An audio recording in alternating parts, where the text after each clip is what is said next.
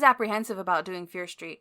I have fond memories of the series, and it was included in my attempt to buy back my childhood, scouring thrift stores for books. Long before I decided to write this essay series, Rereading My Childhood in case you forgot, I read Fear Street, The Stepsister. I hated that book. When I say hate, I mean I wanted to throw that book into a fire.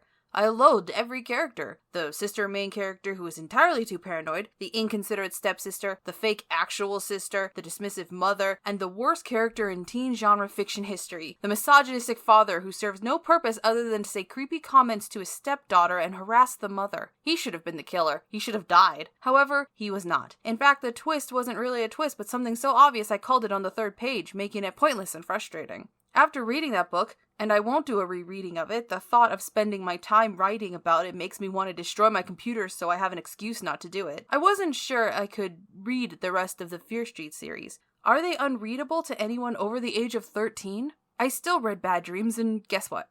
I liked it. Like The Stepsister, this one also features a pair of sisters who don't get along. Unlike The Stepsister, it doesn't feature a gross stepfather and a dismissive mother. The mother in this book is a good character, and neither sister is outwardly evil. We see our protagonist's flaws while speaking to her sister, and the sister exhibits some petty behavior. This one also has several twists, some better than others, but the biggest one is so insane I never saw it coming.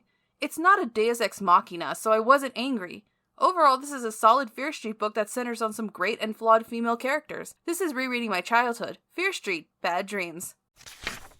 Fear Street Bad Dreams starts with a prologue in which a nameless character is murdered by her sister in a gorgeous canopy bed. It's a creepy scene. There's something in the shadows of the room. It's her sister. Her sister with a knife. Her sister kills her. Like, straight up knives her. R.L. Stine is not fucking around. At least not at the beginning.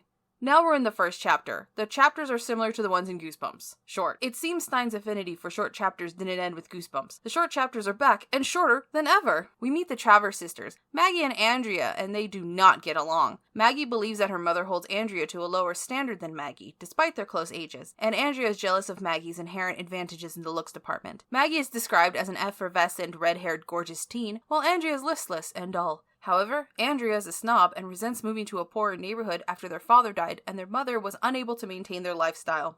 They reach their new house on Fear Street and Maggie's dog Gus runs out into traffic, and we have our first cliffhanger. The dog is fine, of course. Stine knows better than to kill off a dog at the beginning of the novel. The family enters their new house, and in one of the rooms, the one designated to Maggie, is a gorgeous canopy bed. "Say, Mags," Andrea began. "Mags, you know I've always wanted an old-fashioned bed like this one, right?" Andrea bit her lip. Here came the question Maggie had silently predicted. Sure enough, Andrea demanded, "Can I have it? Can I have it?" Andrea's 4 favorite words. Andrea stared at Maggie, pleading with her eyes. Maggie lowered hers to the bed.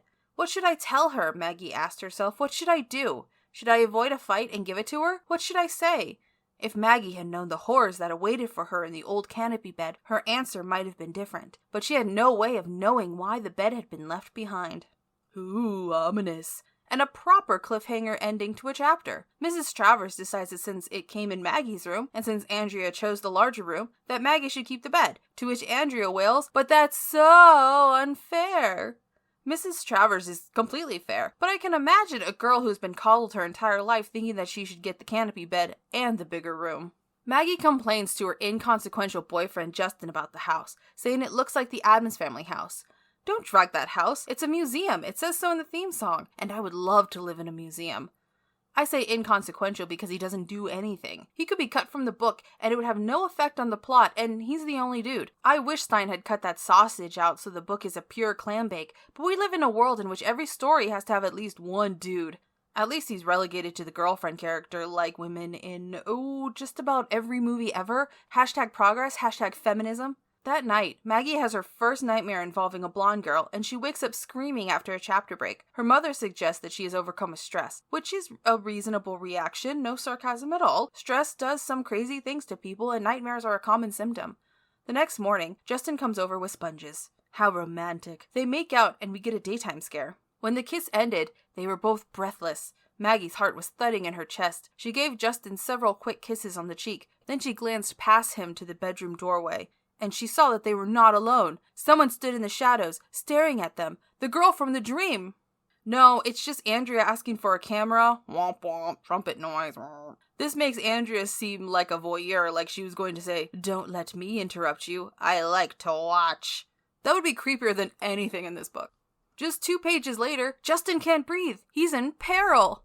No, he's just having a little goof at Maggie's expense. End of Justin's contribution to the book. Good riddance. Be gone. Go back from whence you came. A football or something. Maggie and Andrea are on the swim team and are competing with 2 other girls, Dawn and Tiffany, for one of 2 spots in the 200 IM. That's a thing, right, Stine? Maggie was breathing hard now, and every muscle ached. But the thought of losing hurt a lot more. She silently commanded herself, faster, faster. She pushed harder, harder, as she came to the end of the breaststroke, but she made a poor turn at the wall. I've blown it, she thought. She had never lost a really big race before. Could she still win? It was now or never. Freestyle was her strongest stroke, but she had only 2 laps to catch up. The shrill cheers and screams in the gym reached an ever higher pitch. Nearing the far wall, Maggie passed Andrea, then Tiffany. The passage wrapped me up in the excitement. This was actual suspense, not that boring white boy feigning peril. More like this, please. Maggie comes in first, followed by Dawn and then Tiffany, with Andrea bringing up the rear. After the race, Maggie sees Dawn floating face down in the pool. Danger? No, of course not. She's just practicing breathing controls. Then the girls laugh until the end of the chapter where Maggie has another nightmare. Andrea wakes her up and Maggie blames the bed for her nightmares. Andrea stood up. She ran her finger down one of the bedposts. See? I told you. You should have let me have this bed. It's bad luck and it's giving you nightmares. Maggie stared at her as if she hadn't heard. The bed, she said. That was it. She reached out and grabbed her sister's hand. Andrea, you're right. The girl in the dream, the girl in trouble, she was sleeping in this bed. That's spooky, Andrea admitted, and she let the question trail off. Maggie finished it for her. Stabbed, she murmured softly, with a knife, over and over. Don't you see? I knew it was too good to be true, Maggie moaned unhappily. What was? The owners just leaving this beautiful bed behind? There had to be something wrong with it. Andrea insists the stress is getting to Maggie. Hey, Maggie, there's a simple way to prove the bed is causing nightmares. Give the bed to Andrea and see if she gets the same dreams. This isn't complicated. Yeah, your sister gets a neat canopy bed, but she might also get nightmares where nothing happens. You pass on the nightmares or you realize it's stress and deal with it. Either way, no more nightmares. Maggie doesn't do that. Instead, she implies that Andrea wants Maggie to be more stressed so Andrea can swim in the 200 IM. They fight after Maggie's shitty inference. Up until this exchange, Maggie has been tolerant of Andrea's pettiness, but in this chapter we see that Maggie isn't completely innocent. Andrea was showing genuine interest in Maggie's well-being, but Maggie had to throw in some backhanded comment. Andrea can act immature, but Maggie doesn't act like an adult either.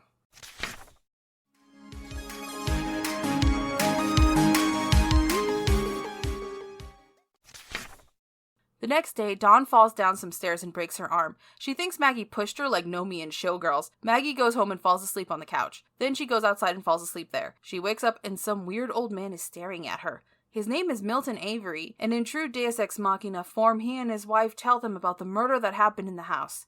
Mr. Avery continued, "There was a girl about your age, named Miranda. Pretty girl with blonde hair. Miranda." Maggie knew instantly that Miranda had to be the blonde girl in her dream. "Did Miranda live in my house?" Maggie asked eagerly. "She and her family lived in your house, yes," answered Mr. Avery. "Milton, that's enough," Mrs. Avery spoke up. "No, please tell me," Maggie pleaded. "She was killed," the old woman blurted out. "Murdered." "She was stabbed," Mr. Avery said in a hushed whisper. "Stabbed right in her own bed." Yeah, that was pretty obvious from the prologue, but thanks, Old Man Avery, for peeping at 17-year-olds, I guess. He's probably banned from the local mall. Maggie dreams more and mistakes common household items, a curling iron, for various murdering paraphernalia, a knife. Her mother sends her to a therapist after Maggie yells, "I'll never calm down!" That's a totally normal thing to say there, Mags. That'll work. During swim practice, Tiffany wins the 200 IM. Coach pulls Maggie aside and encourages her to work things out internally within herself and externally with her sister. Maggie leaves Coach's office and finds Tiffany covered in blood. Tiffany was stabbed.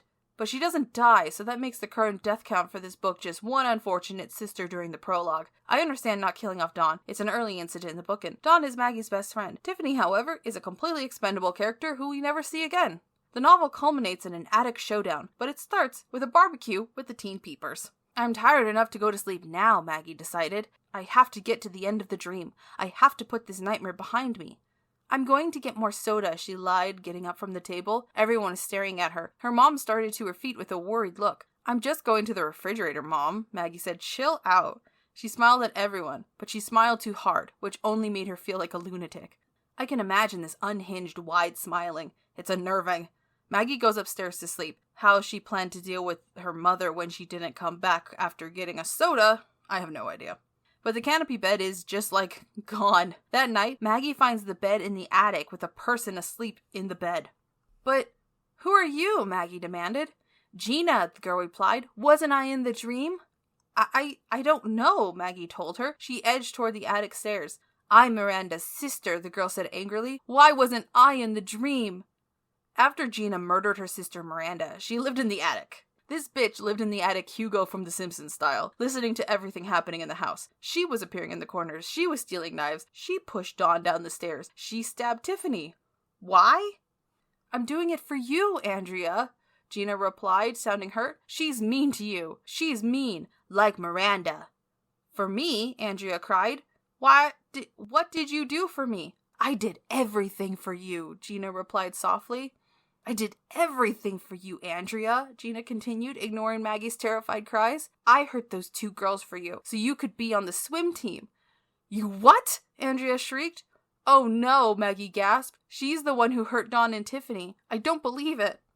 And I pushed the knife into your sister's pillow, Andrea, Gina confessed proudly. You know, to give her a little scare, to get her ready for tonight.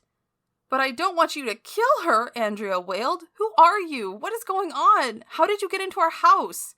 Shut up, Andrea, Gina said softly. She lowered her gaze to Maggie. It's time for mean sisters to die. Andrea is forced to save her sister, and together they defeat Gina, tying her up and, I'm assuming, handing her over to local law enforcement? Does Shadyside have a police force? They must be busy with all the disproportionate murdering and attempted murdering. Miranda and Gina are a reflection of Andrea and Maggie. By actually confronting what their relationship could be, they're able to overcome their issues and become better sisters. I conjecture that the prologue was added later, but the addition rendered the Teen Peepers exposition Averys useless.